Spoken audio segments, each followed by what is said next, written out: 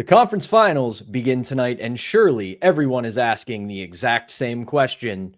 How does this affect the Pittsburgh Penguins?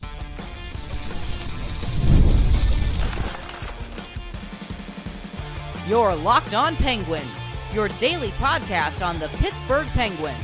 Part of the Locked On Podcast Network, your team every day. Welcome into the Tuesday edition of the Locked On Penguins podcast. I'm one of your hosts, Patrick Damp. You can follow me across all social media platforms at synonym for wet, joined as always by the one and only Hunter Hodes. You can follow him on Twitter at Hunter Hodes. You can give our show's account a follow at LO_Penguins. And of course, we appreciate you making us part of your daily routine. Don't forget that we are free and available wherever you get your podcasts, as well as YouTube and the Roku channel. Also, if you follow us on YouTube, go ahead and hit that notification button so you can be among the first to know when we drop our daily Monday through Friday episodes. Today, we are going to get into our season review series, which will continue with two young guys who provided a spark and some hope for the future, as well as some other prospects who have been honored overseas that could be part of a bright future for the Pittsburgh Penguins. But that is the future. Let's deal in the present. The conference finals kick off tonight with the Eastern Conference Finals starting off at 8 o'clock p.m. That is the Florida Panthers and the Carolina Hurricanes. But for this show, Hunter, let's get into some things with each of the four finalists that Kyle Dubas and the Pittsburgh Penguins can learn from these franchises. Three of the four who have been, and really we can probably say four of the four, have been some of the most successful teams of the last 5 or so years. And we'll save the one that I think that the Penguins can learn the most from for last, and I will put up a little spoiler for that. It's the Dallas Stars. But let's start with one that I don't think there's a ton that the Penguins can take away from them, and that is the Carolina Hurricanes. I think for them, I look at that as a team that they're doing a lot with not that much resource. I don't think that's a very rich ownership, but they are making the most of it, and they've got one hell of a coach. That's the biggest thing they could actually learn from this, is that they are A, well coached, and B, all their players play a very specific style, and it works. Yeah, Pat, we can sit here for probably 30 minutes to an hour, call it boring, say, yeah, I'd rather watch my water boil for pasta than watch a Carolina Hurricanes game and all that good stuff. But hey, it works, and it's gotten them this far. Once again, their problem is their quantity over quality only goes so far, especially when you play against a team that has better big dogs. You've seen that on display when they get to the conference final, Pat. They've been swept, and they were swept 2 years ago by the same Florida Panthers team. I don't think it's going to happen this year. I still will take the Panthers to win it. But the Hurricanes, the biggest thing the Penguins can take away from is that they can hopefully bring in a coach that will have them play a select style, and that the players can really live up to that billing and play that style effectively well, because that's what the Hurricanes do. They play exactly the way Rod Brind'Amour played as a player. He played every shift like it was Game 7 in the Stanley Cup Final. And you see the way the Hurricanes forecheck, you see the way they smother the opposition, you see the way they kind of wear down other teams as the series goes on, except for the times when they play a team that has better big guns than them. Those big guns just kind of take over the series there, and there's not much the Hurricanes can do. But otherwise, they just play a style that really wears down the opposition. So I think that is something that the Penguins could definitely take away from the Hurricanes. When it comes to the team like the Florida Panthers, elite front office. That's the biggest thing, man. Their player acquisition over the last several years has been dynamite, whether it's a signing, a trade, even some of their drafting. Their front office is so good at evaluating talent. It's been rare, Pat, over these last few years where they have truly missed an eval. Heck, even when they traded for Seth Jones around the trade deadline, I kind of tweeted, I was like, don't really know if I would do that. He's not that good anymore. He goes out there in Game 7 against Toronto. That's the best game I've seen him play since he was a member of the Blue Jackets. That was how good he was in that game. And he more than lived up to his billing in that one. So they definitely do deserve the benefit of the doubt a lot of the times. Don't get me wrong. I think Chicago had a pretty good return there for Seth Jones. But Florida's player acquisition and the way those players have been able to fit into Paul Maurice's system has been something to behold over the last few years. So something that the Penguins, especially their front office, can take away, Pat, it's having an elite front office that knows what the heck they're doing. And this is all the other thing I will say about Florida, and it's something that I think the Penguins have done really well over the last 15 to 20 years, is that they have a culture set now in that organization. Elliot Friedman told a story on 32 Thoughts about when Nate Schmidt joined the team, and it was during a preseason game. He kind of, I don't want to say hot dogged it or tried to get a little too fancy, but basically it wasn't Paul Maurice and the coaching staff that told him he needs to knock that off. It was players on the bench that said, we do not do that here. That is not how we play here. And the message went out right then to a respected veteran like Nate Schmidt that this is how the Florida Panthers play. And the Penguins have done that pretty well, especially when you have Sidney Crosby as your captain. There is an understanding that you will not play below your level. And if you do, you will be held accountable. I know that there's some times it didn't happen, but on the whole, that is something that the Penguins did really well. Let's move over to the West and talk about the Oilers real quick. This is just kind of a rerun, in my opinion, of what the Penguins did in the mid-2010s. They've done a really good job supplementing their superstars in Connor and Leon with really good depth. The one difference I will say, and this isn't an Oilers-specific problem, it's an NHL-specific challenge, they haven't really found that goaltender yet. When the Penguins were on their runs, they had Marc-Andre Fleury and they had Matt Murray before he fell off of a cliff. So the Oilers have just done a very good job of making it so Connor and Leon can do their thing, but if there's a night where they don't have it, there's at least a couple players who can step up and fill the void. I mean, they've had Corey Perry playing top line minutes throughout the playoffs here. Corey Perry is very old. He's still fairly effective as a player. Their depth is fine, but the difference this year compared to last year is that they're outscoring teams at 5-on-5 when Connor and Leon aren't on the ice. That has been a major problem for them throughout these last couple of years. This year, though, it's been a lot better without Connor and Leon on the ice. Like, yeah, it's so cliche. You got to have the superstars. I'll keep saying until I'm, blue in the face. It doesn't matter how you get the superstars. It just matters that you get them. Like, that's the biggest thing for me when it comes to getting high in talent. All that matters is that you get them by any means necessary, people. But they have them. Their depth has really stepped up. Defensively, they're going to be getting Ekholm back, which is also huge. Those are like my biggest things for me when it comes to the Oilers. The Stars, though, we can just get into them right now, Pat. Their drafting, especially over the last handful of years, has been very, and I mean very good. Again, like, I can just go into some of my notes for today's show. Miro Heiskanen was drafted 3rd overall in 2017. Obviously, that was a slam dunk pick for them. Everyone knew that at the time. But you look at some of the players they picked after that. Thomas Harley, he was also a first-round pick, 18th overall, 2019. Jake Ottinger was 26th overall in 2017. Rupe Hintz was a second-rounder in 2015. Wyatt Johnston was a first-rounder in 2021. Hit after hit after hit after hit. They know what they're doing when it comes to drafting these really good players, and they put them in great positions to succeed. Their development process with these players has also been second to none over the last several years. They were able to do all of this, Pat, even while Jamie Benn and Tyler Seguin were aging. They were able to restock their pipeline, get these players to the NHL as quickly as possible, and kind of open up another window of contention, if I'm being completely honest. They have done a really good job in that department. I think their player acquisition has mostly been fairly good as well. You and I were joking about this before the show. Pat, we don't need to give all the credit to Cody Ceci here. They're winning in spite of him. I'll just say it. Hey, good for him that he's in the conference final. He had a good year at the Penguins. He hasn't really been that good, though, for the Stars. But Mikhail Granlund, he got another shot. Really good with the Sharks. You mentioned it to me.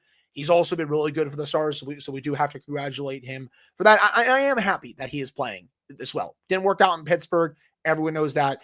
But he's found his game since then, and I couldn't be more happy for him. I truly believe that.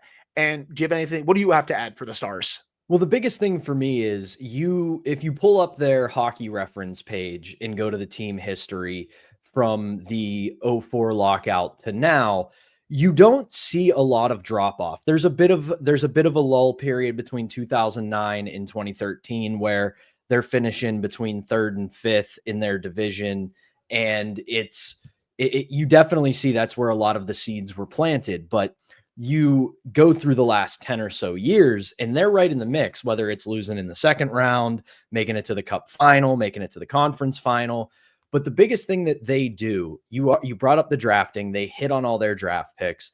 And then the other thing with guys like Mikael Granlund, and I'm not going to praise Cody Ceci, but it's something that the Stars have done really well over the past few years, is they find these second chance misfit toy players and put them in a position to succeed rather than trying to make them play above their abilities. They put them in a position where they're going to be at least not a liability, but for most of them, they're going to be effective.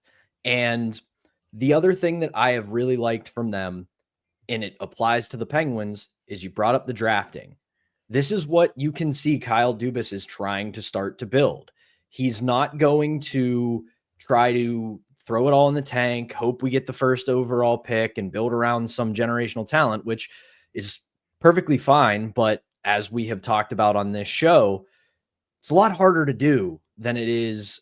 It's a lot harder to do than it is to talk about. It's easy to talk about. Yeah, I don't mean to interrupt you here. We keep getting sometimes these comments on our YouTube page. I see this on social media too. They are not intentionally tanking this upcoming season. I think they have made that perfectly clear during every media availability that they are not going to intentionally tank next season. Will they be bad? Probably, but it's not going to be for a lack of effort or anything like that. We think they're going to be bad just because you look at the team right now, they're not nearly as good as all these other teams in front of them. But to say that they're going to intentionally tank, that's missing the forest for the trees. That's not going to happen next year. And he has literally said that during press conferences. 100%. And to just put a bow on the Dallas Stars conversation, they have done what I think the Penguins are trying to do. You brought up Ben and Sagan. They're starting to age out. They're getting a little bit older, but they have built up a foundation for the next group to come in and take over. And the last part of it, a lot of people are probably pointing and yelling at their screens right now about Mikko Rantanen.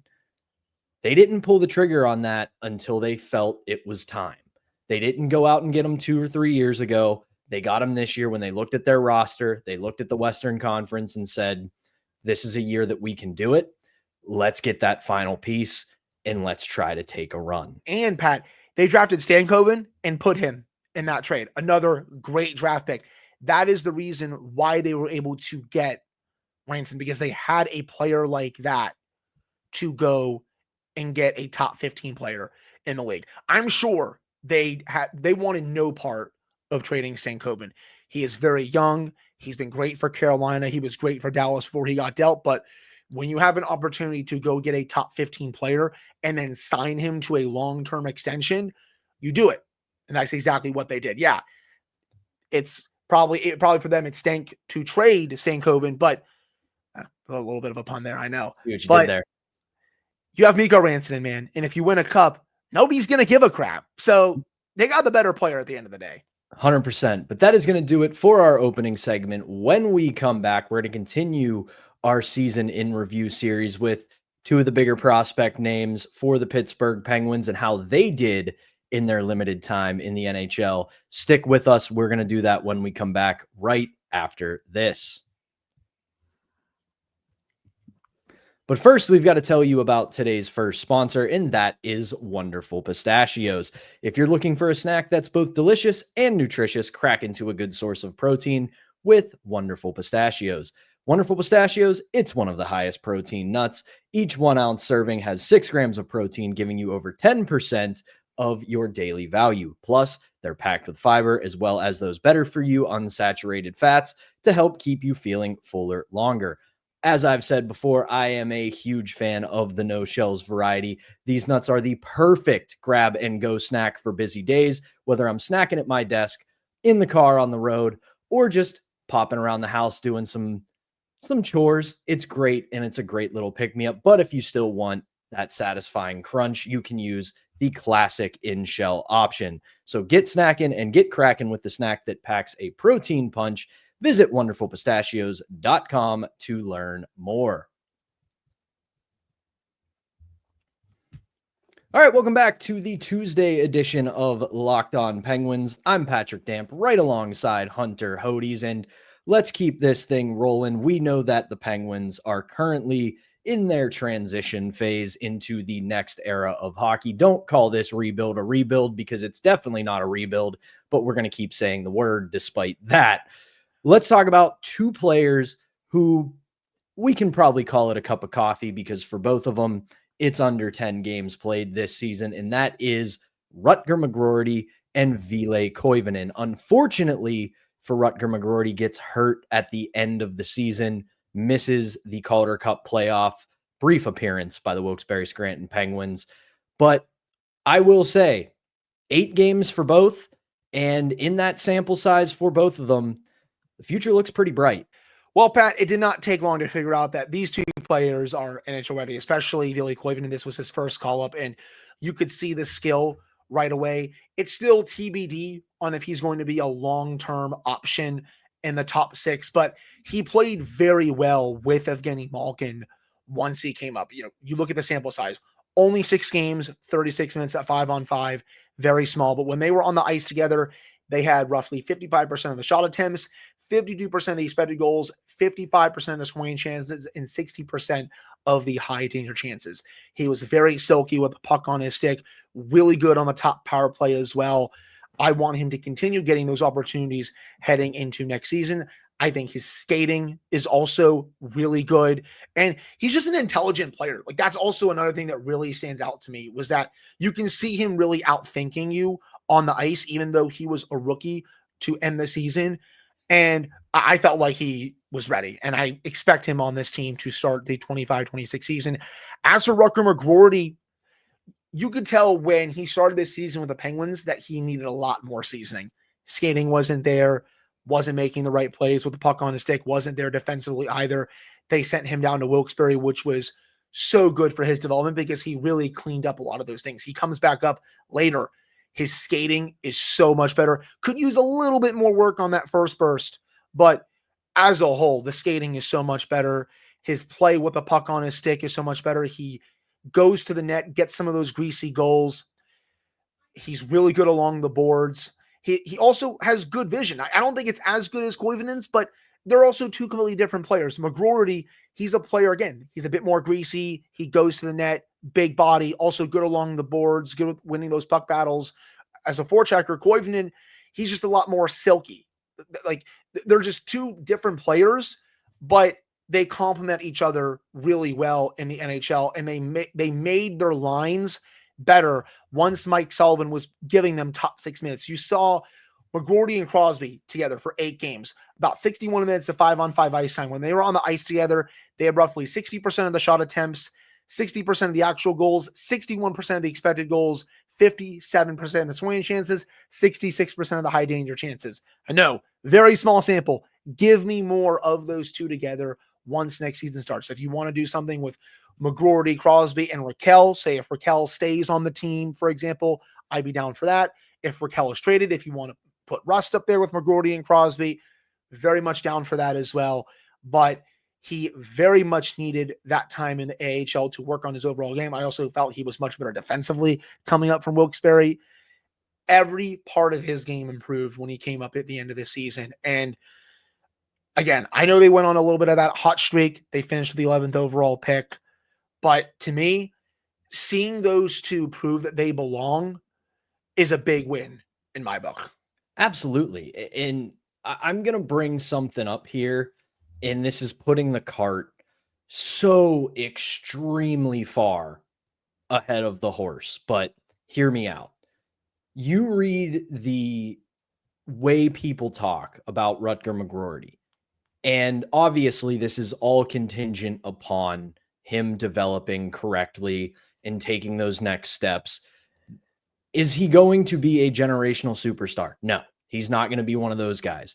But when we move into this next era of Penguins hockey and he's in his third, fourth, fifth season as a pro, would not shock me to see a letter on his shoulder, because the way people talk about him, the moment's not too big for him. He's not afraid to speak up. He's not afraid to be a leader. He was obviously a captain for Team USA when he played internationally, captain when he played in college. The guy has all of those attributes away from the game that make him a leader. And to connect that to his actual play, you look at how he developed this year. It would have been very easy for him with all the hype surrounding him, how we on this show were really excited when the Penguins acquired him. Would have been really easy for him to pout and make a scene when he gets sent to Wilkes-Barre. But instead, he puts his head down, becomes an integral part of the baby Penguins, and really, really improved throughout the year. Because you said it, when he started the season in Pittsburgh, it was a little rough. It wasn't bad. It wasn't a disaster, but you looked at it and went, this kid's not close yet.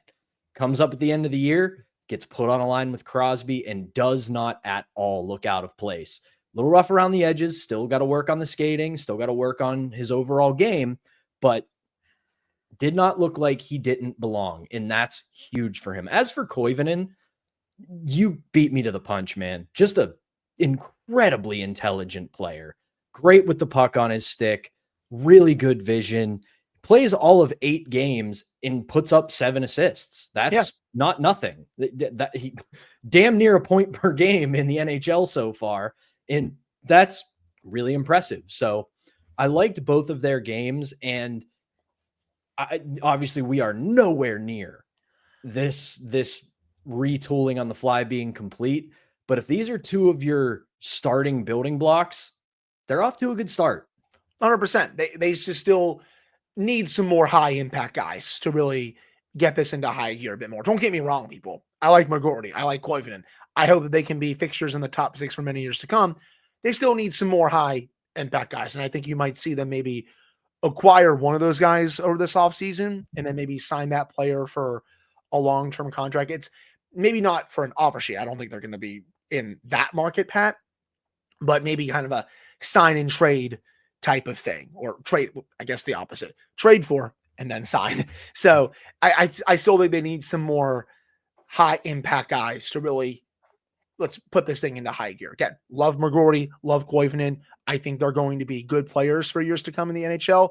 Not going to be superstars, but that's still like the last big thing that's missing for the next wave of contention. Again, people, you just got to get it by any means possible. This is going to be a process. We keep saying that. We keep stressing it. It's not going to get fixed overnight. But for a place to start with these 2, very happy with that work. And the last thing I want to add, you kind of said it. I'm going to put my marker in the ground as well. I do think both of these players, barring injury or anything else or a sudden regression, they are going to be full-time NHLers next year. They have done what they need to do in the American Hockey League.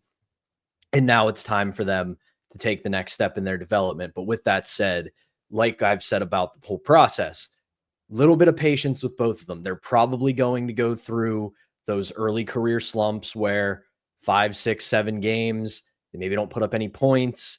They don't stand out.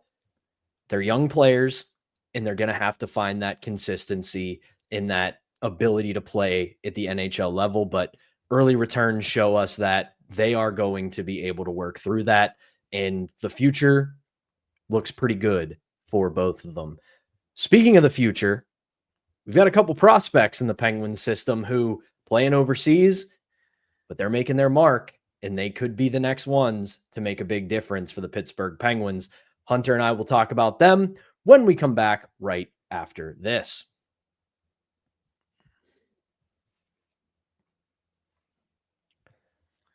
Welcome back into the Tuesday edition of Locked On Penguins. I'm Patrick Damp, right alongside Hunter Hodes, and 2 Penguins prospects playing overseas this past year made a pretty big impact playing over in Sweden. We'll start with the first one, and that is who they acquired in the Marcus Pettersson and Drew O'Connor trade, and that is Melvin Femstrom. He was named the SHL Rookie of the Year over the weekend, played 48 games this season, 8 goals, 17 points.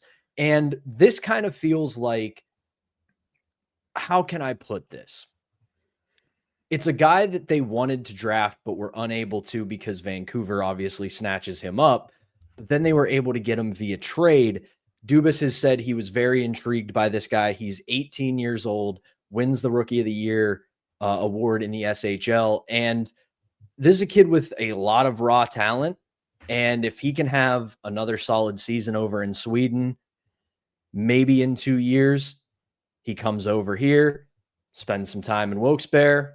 Next thing you know, could be one of those younger players to fill a role on this team when they start taking some steps forward. Well, that is best case scenario. You can see the raw talent offensively when he's in the offensive zone. His shot is really good. I still think he needs to work on his skating quite a bit. People were saying that Rutger McGroarty's skating was not very good. And trust me, people, it needed a lot of work earlier this season. And I still think even his first burst could use a little bit more work. Fernstrom's skating needs a lot of work. If he wants to make it over here and be a full-time NHLer, I really think he needs to work on that in Sweden heading into next season. Again, still very young. The offensive skill set is there, but I still think he could be a much better skater, in my opinion. The Penguins, they took a flyer on him in that trade. And why wouldn't you? You've liked him for a while. Ask for him back, see what he can develop into. But we'll just have to see if he can better that production heading into next season and if his skating can also improve as well. I'm guessing the other player you want to talk about is Filip Hollander. Oh, Hunter, it's like you know me, and it's like we've been doing this show together for a while. Filip Hollander named the SHL Forward of the Year with a huge season. We talked about him a few weeks ago after he signed a deal with the Penguins to return. This was a big year in the SHL, because the thing that I've said plenty of times on this show, but just as a reminder, when you talk about whether it's the KHL or the pro leagues in Europe, it's a little bit of a different game. So when you hear these numbers compared to the NHL, they're not going to jump off the page at you. But when you apply them in a way that would be kind of consummate to the NHL, he had a really big year. He plays 51 games, 26 goals, 53 points, second in the league in scoring. And for a guy who on April 29th re-upped with the Penguins and is slated to return, to kind of connect the whole episode here, this is kind of what we were talking about with Dallas. This is a player who, is he going to be a superstar? Probably not. But if he can develop the way he's been developing the last couple years, he can be a productive middle six forward for the Penguins. And you look at the 4 conference final teams, one of the things they have in common is, yeah, they've got their big guns getting it done, but you go down the lineup, those depth guys, they're chipping in when they need to be. I'd say bottom 6 to start, but potentially middle 6 if he can keep developing this way. I mean, yeah, he was sensational this season. Looked like a completely different player when you put on the tape. 26 goals, 53 points in 51 games. And don't get me wrong, he was totally fine for Wilkes-Barre when he was in the system. 21-22, had 14 goals that season. 22-23, had 11 goals, 33 points that season before goes over to Sweden. And he really fine-tunes his game a bit more. I think he's better defensively now. I think he is a bit more silky with the puck on his stick, and I think he's also worked on his release. I think he's better in all 3 zones heading back over to North America for this upcoming season, and he will have a shot to make this Penguins roster out of training camp. Curious to see if he does it, but he is definitely one of the more intriguing young forwards that will have a legit shot to make this team. His improvement has been very noticeable over the last couple of years, and it's exciting. I hope that he can make the team and potentially be a good option, at least in the bottom 6 to start. This is part of the development process, and I think this was what was best for Hollander. It wasn't really working out in North America, and sometimes that doesn't mean that it's the end of it. It doesn't mean that, oh, his NHL dreams and his NHL aspirations are gone forever. Sometimes you just got to go back to another league, whether it's overseas, the minors, you name it, and just fine-tune some things and find the biggest thing, find some confidence, be able to get that, because sometimes when you make that jump to North American pro hockey, you learn it's a different game, you lose some confidence. If you go back and play in these leagues and play as well as Hollander did, it kind of reminds you, this is the stuff I was good at. This is the stuff that got me to the point where I got a shot in North America. And now that I've fine-tuned it, I'm going to go take a shot again. So right there with you, I think this is an intriguing young forward who, when we get to training camp in a couple months, going to be somebody to keep an eye on, because if he makes some noise, could be one of those young players that steps in and gets a shot next year. But that is going to do it for our Tuesday edition of Locked On Penguins. As always, we appreciate you spending some time with us to talk some puck. Hunter and I will be back with a brand new episode for you on Wednesday. We'll obviously continue our season in review series and cover any other news that might come up between now and then. But for Hunter Hodes, I'm Patrick Damp. Thanks again for tuning in, and we will talk to you again on Wednesday.